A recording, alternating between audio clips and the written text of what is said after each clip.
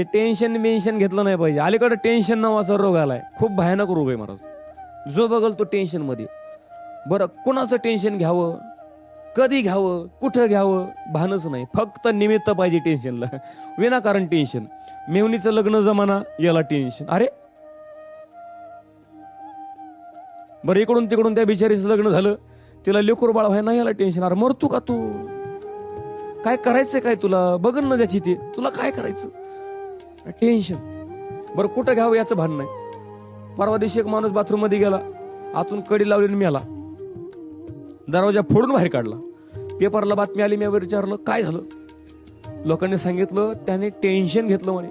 म्हणलं बाथरूम मध्ये? आरती काय टेन्शन घ्यायची जागा काय येड्या? अरे फ्रेश व्हायच्या जागेमध्ये तू टेन्शन घेतो म्हणजे तू माणूस आहे का? टेन्शन घ्यायचं नाही, फ्रेश बसायचं आणि हसायचं. हसण्यानं माणसाचं आयुष्य वाढतं. हसणं हे नॅचरल ब्युटी जातं. महिला मंडळ, तुम्ही किती चांगला मेकअप करा, तुम्ही कॅमेरामॅनला म्हणा फोटो काढ, कॅमेरामॅनला काय म्हणतो? स्माईल म्हणतो का नाही? का बरं तुम्ही मेकअप थापला नाही का चेहऱ्यावर? मेकअप थापलाय ना, तरी सुद्धा हसा का? कारण हसणं हे माणसाची नॅचरल ब्युटी जातं. हसलं पाहिजे, कारण ज्याला हसता येतं त्याला चार माणसामध्ये बसता येतं.